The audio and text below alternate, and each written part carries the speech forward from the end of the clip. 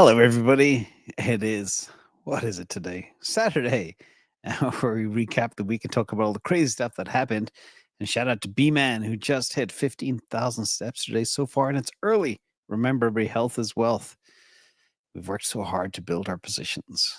Now we need to live as long as we can to enjoy them all. So remember that, everybody. Let's get into the story. And I forgot to mention, thank you to the moderators being in chat. Sean D, American Beijinger, T&D Tesla, they're there. Everybody's there. Thank you so much for coming, everybody. You guys rock. And I'm very humbled every day to see the whole crew here. And did I miss anything? Rusted Woods, appreciate you too. Let's get into it. I'm going to talk about debt. I'm going to talk about Bitcoin. I'm going to talk about the crazy stacking happening with the treasuries, mind-blowing numbers. And we'll fast forward what it would look like in 2028. We'll talk about AI impact, the growth of ETH and how it's good for all things, and some good news and bad news out of the UK. Crazy week. Anyway, let's get into it. And not financial advice, of course. First of all, this is from the dashboard. What a great week. Everything was up the last 7 days, with the exception of Toncoin and Monero. Everything was up. Even Chainlink had a nice pump, up 30%. So it's a pretty good week out there, everybody. And in terms of stocks, also very good. NVIDIA up 5%, Apple up nearly 9%, Broadcom 6.5%, Google 6.5%, Microsoft down 2.5%, Meta up 1%, Tesla up nearly 8%. Again, all around, really good week for AI and everything else. Happy Saturday, everybody. It's Saturday. Let's look at a little cool chart here, looking at the top performing asset classes over the last 12 months. This includes everything like treasuries, warning, treasuries will murder you. I'll explain in a few slides as well. Stay away from treasuries, everybody. But Bitcoin leads the charts. This is Sortino ratio, one of my favorite measures of return. And Bitcoin crushing it, up nearly 100% over the last 12 months. Gold up 40%. Gold has had its best year like in forever, in over 20 years. So shout out to the gold bugs. They made it at last. But if you look at the performance of gold over the past 20 years, not so good, but pretty good. But nothing like Bitcoin and AI assets. NASDAQ is number 3. S&P 500 is number 4, along with emerging markets, and then developed markets, number 5, high-yield bonds. All that stuff is like 0% return, so you don't even care. It doesn't really matter. But again, it's been a good year. In fact, it's been an extremely good last 3 years. Question is, what happens over the next year? Now, we're seeing a lot of interesting stuff where you have gold miners beginning to move to Bitcoin treasuries. They mine gold to buy Bitcoin to hold it. They're not holding on to gold. There might be a message there somewhere, but now we have a group out of the UK called Union Jack Oil, UK-based energy company. Shout out to Sanjay as well. Plans to use gas from its undeveloped West Newton site, wherever that is, to power Bitcoin mining and hodl the Bitcoin that they do. And this could be an interesting play, and others may catch on. We do know there are energy companies around the world that are using things like flare gas to mine Bitcoin, and they're stacking that too. And we've seen the hash rate hit yet another record this week too, but I won't talk more about that. But it shows you that the hash is exploding, which means non-public miners are getting in on the game. Companies like this are using excess energy to print Bitcoin. Why not? Brilliant idea. But not all good news out of the UK. Coinbase had a Bitcoin ad floating in the UK, and I watched it. It's like a musical. I don't like musicals, but it was actually quite entertaining, but also quite sad and a little bit dark. But it was banned in the UK. The ad gets completely censored. And Brian Armstrong, the CEO of the Coinbase, trying to promote it in the UK and pushing this controversial UK advertisement, was banned on TV, claiming it contained a kernel of truth about Britain's financial system. And it was satirical, everything is fine video depicting the economic decay, houses in disrepair, all sorts of interesting stuff, rising prices, And apparently the UK Prime Minister, Keir Starmer, is under severe pressure right now as well. They're trying to get rid of him. And I don't know how many prime ministers the UK has had in the last couple of years, but it's got to be at least 3 or 5. It's bonkers. Anyway, Armstrong insisted the ad was not political, but it was about getting a life raft called Bitcoin.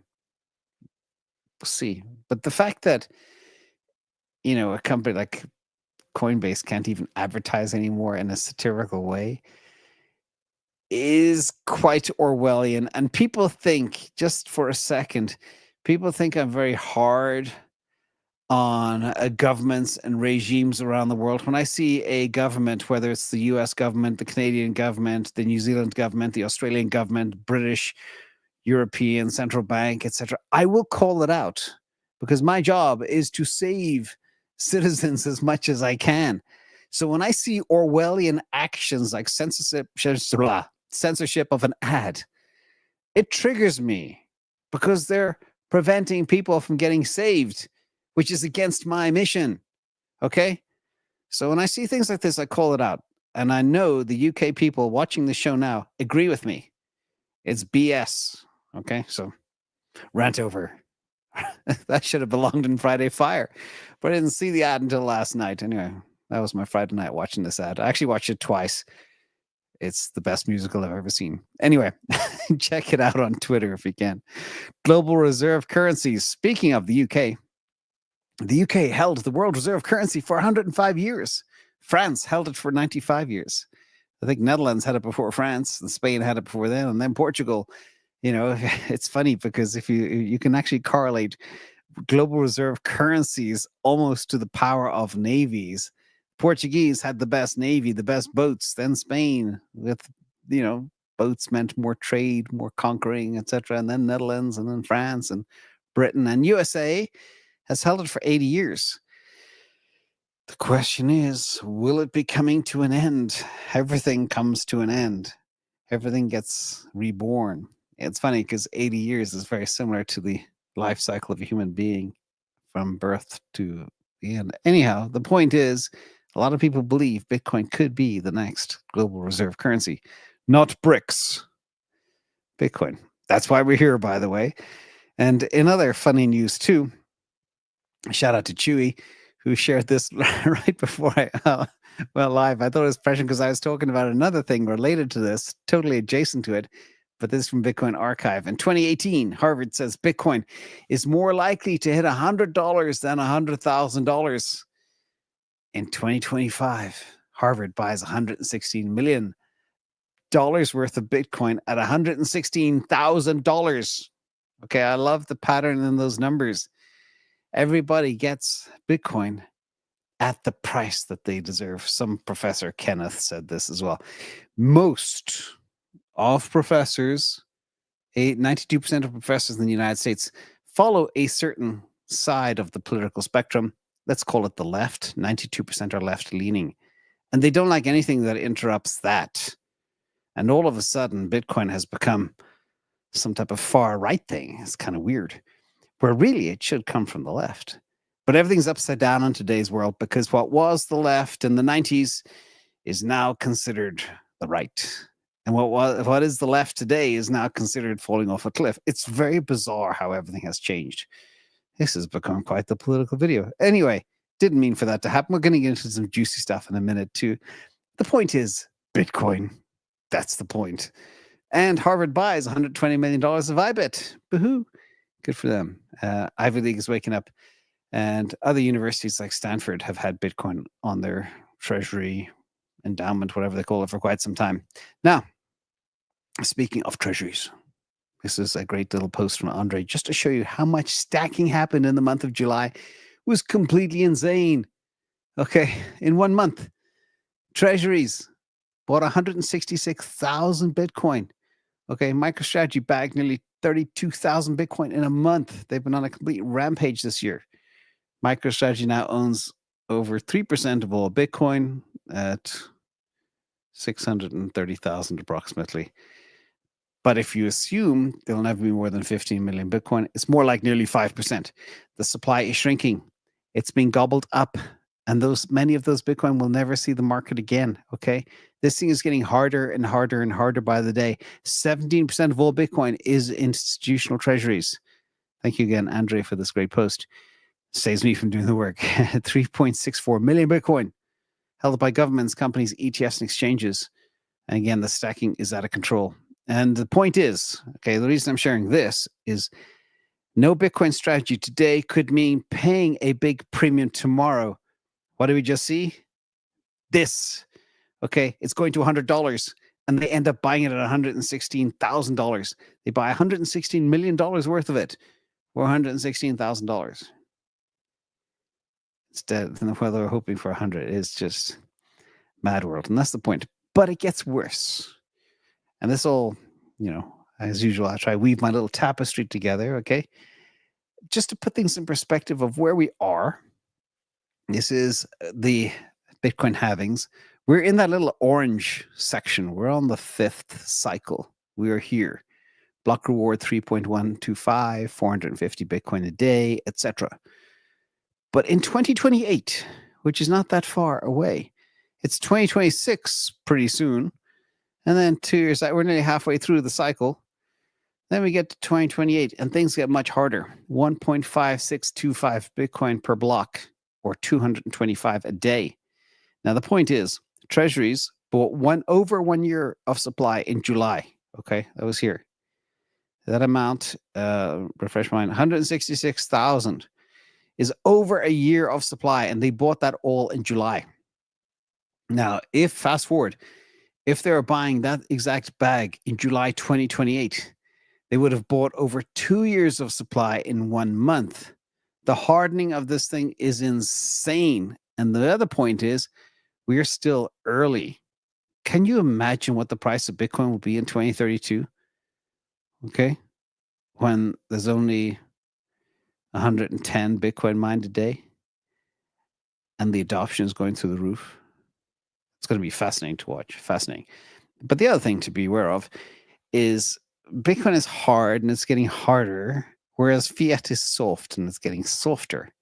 So you could be a complete blithering idiot and just buy Bitcoin and you will win, okay? Because of this. This is your sales pitch right here for Bitcoin, okay? A couple of days ago, we crossed $37 trillion in debt in the US. And who knows what it is in Brazil, in Canada, in Mexico, in Australia, New Zealand, across Europe, UK. I'm sure it's as wild, okay? These governments are printing money like it's going out of fashion. It's insane. $37 trillion. And they added $210 billion extra. I actually call it $211 billion extra in just a couple of days. All right. The number of taxpayers is going to fall.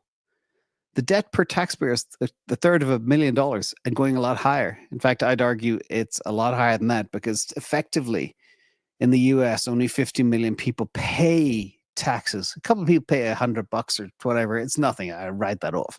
But really, there's only 50 million taxpayers. And this money printing is going through the roof. So when you divide 37 trillion divided by 50 million, that is the balance per user, which is nearly $750,000. In my head, if I'm ballpark correct. But putting it in more of a different perspective, and yes, it's all about Bitcoin, okay? This is why it's guaranteed to win. How many blueberries you can buy for your dollars of Bitcoin will change, of course, because it's debasing like mad. But TKL, the Coinbase letter, puts it up very cleverly. They said, U.S. debt is up $780 billion since the big beautiful bill was signed into law on the 4th of July. Okay, $780 billion. Last week alone, the government sold $724 billion in treasuries through 10 auctions. Okay, it's 22 billion. It's actually a lot higher than 22 billion per day. The debt crisis is worse than ever. It is accelerating. It is not slowing down. We will be at $40 trillion probably by Christmas at this rate. It's insane. Insane. There should be like a moment of silence for how this is spinning out of control. And sorry, I'm really ranting today. Normally Saturday I'm kind of bubbly and jovial, but these are serious messages here. That's why I'm adding these little skull emojis to warn you. This is deadly. I always talk about the debt, or the deathly death spiral, whatever, death, they both sound kind of the same. You can interchange them back and forth. Anyway, it's nuts. But there is a little bit of good news. Let's get into the good news, everybody. At least 2 rates are coming. Shout out to Charlie Bilello. It's got a hard name to say. 2 rates are coming at least in 2025 and 3 more in 2026. And that'll take our rate to 3%. And when that happens, all our risk assets will go to the moon, ladies and gentlemen, because there's nearly $8 trillion of fiat melting away, death melting away. It's going to be pumped into risk assets. What are those risk assets? Well, winners take most. And that'll include a lot of crypto too. It's going to be fantastic. You just need to be patient and wait. And Jerome Powell, I've been mocking him for years now. Now the whole world is mocking him. Even former Treasury Secretary Janet Yellen was mocking Jerome Powell. They used to be buddies. Not anymore. He's got a cut. He's late. He's always late. Anyway, and his data sucks. Data is important, but you've got to make sure it's the proper data. Don't let that trip you up. Now, we very much welcome the ETH pump. I've said this for ages, and Marino just reiterated a few hours ago. People in the Solana ecosystem shouldn't envy ETH pump. They should welcome it. Yes.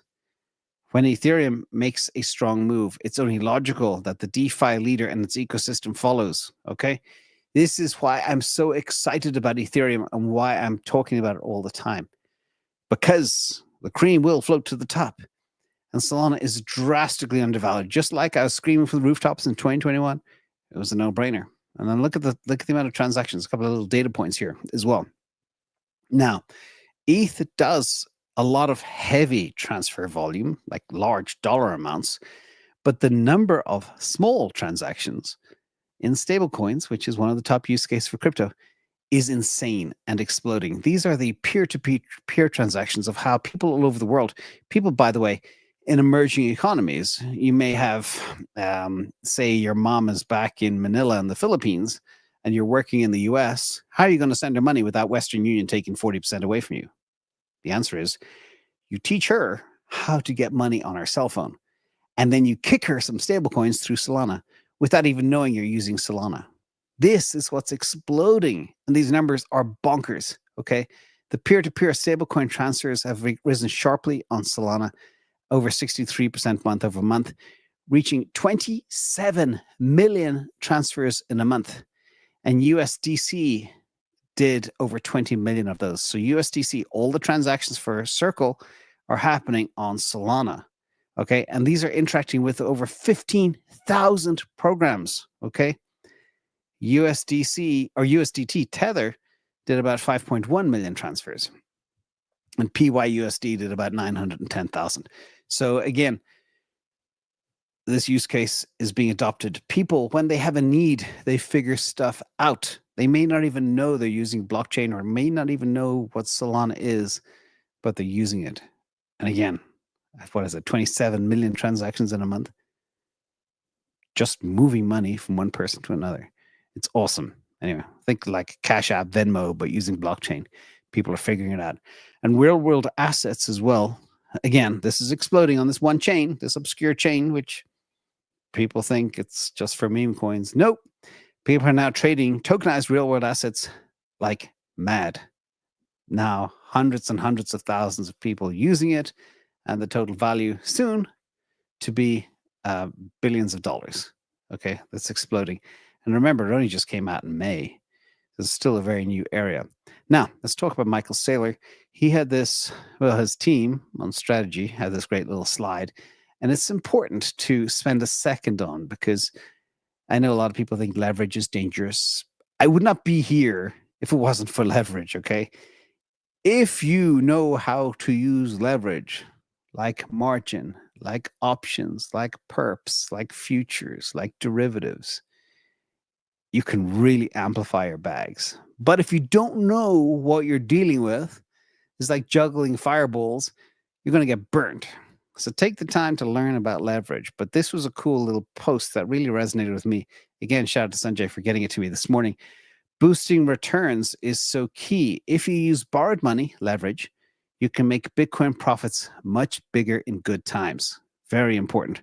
This is why Michael Saylor, borrows fiat to buy Bitcoin.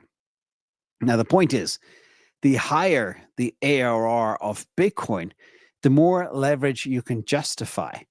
So cast your eyes to the Bitcoin ARR of 30%, which it's been a far higher than that over the past. It's done 100%, as I showed you, over the last 12 months. But imagine an average 30%. That means you can justify 2.8x leverage. Super interesting, okay? I'll repeat that again. MicroStrategy's approach shows that 30% leverage on a 30% yearly Bitcoin gain gives 2.8 times more return, and 50% leverage on 50% gains hits 22.5 times based on an 8% cost over 10 years, okay? This is so important. This is why people really don't understand how those who got into MicroStrategy early made so much money. Well, I just spelt it out. Leverage and accretion, Satoshi accretion per share over time. And they're using leverage, and they're using NAV premiums to buy more Bitcoin and credit the user that owns the shares. It's beautiful. Anyway, take the time to learn about leverage. It's magical. Now, it is a double-edged sword. If you go here and you pick, maybe there's ups and downs. Maybe the ARR in Bitcoin goes to zero. And if you're at high leverage, you can get toasted. And that's also a problem. So only use leverage in good times, like market bottoms. That's why the bear markets are beautiful. Billions are made in the bears. Remember that too. Now, speaking of AI, because the number one narrative after crypto in the world, or maybe the joint first narrative, I debate that in my head all the time. Again, Charlie is back. Okay. This is interesting. The biggest weighting ever in the history of the planet for an asset in the S&P 500 is now NVIDIA at 8.1%. Oh, and it's an AI play. Huh, interesting. How is that even possible? 8.1%. Apple had a previous all-time record of 7.6%. But NVIDIA now has the largest weighting ever for a stock. And if all S&P 500 stocks were distributed equally, each would have about a 0.2% share. NVIDIA now has 8.1% weighting. Okay. Now, the other crazy thing too as well, and I'm working on some numbers around this, is what will, and this ties into my new Mag 9, what will the world look like in the year 2030? This is a harbinger of things to come. This is the canary in the mine. One company, we are so early, and that's the pick and shovel company, is 8.1%. What happens when companies start turning on the value of those picks and shovels, and we get to AGI, self-driving cars, humanoid robotics, you name it, energy grids that are completely automated with AI, advertising that's run by Grok, all that type of stuff? It's going to be insane. Okay, insane. So think 8.1%, multiply that by a factor of 3 or 4. There could actually be a company that could be worth a quarter of the S&P 500 in 5 years. Bookmark this. I'm pretty sure it's going to happen. And that's just the way things are. Winners take most. Except we're going into a time of the world that we've never seen before. Rate of change is insane. Anyway, speaking of AI, Grok 4 smokes ChatGPT 5, which just launched, I think, yesterday. And Grok 5 is coming. And Elon Musk said Grok 5 will be out before the end of this year, and it will be crushingly good. Grok 4 thinking is way better than GPT-5. Hierarch, AGI, leaderboard, etc. I won't bore you with a lot of detail. But basically, Grok 4 is smarter than the long-awaited GPT-5. A lot of people believe they waited to launch GPT-5 because they tried to make it better than Grok 4. They couldn't. So, again, follow the people that know how to execute. And speaking of that too, we had one of the toughest reviewers ever on the planet. His name is MKBHD, Marcus. I can't remember his last name. Anyway, everybody knows him as MKBHD. He rode around in Robotaxis in Austin, and he compared them to Waymo. And he said it tackles the hardest problems on Earth, calls rides confident, smooth, and nearly human-like, and notes the service is still very early, but he believes, this is the most important part, scaling safely is key to success, and it's far more scalable. He talked about the buckets on the roof of the other cars, the Waymos, etc. And Waymo was a bit jerky for him and everything else. But this is where the scale comes in. Guess what? Robotaxi has now, just this week, unlocked all of Texas. They have their transportation network license, which allows them to run their robotaxis all around Texas. Huge states, huge cities like Dallas and Houston and Austin and what am I missing? San Antonio, all these places. Texas has now 10% of the US population. And Elon Musk said half of the country would be exposed to robotaxis by the end of the year. Just this one thing that happened this week unlocked 10% of that.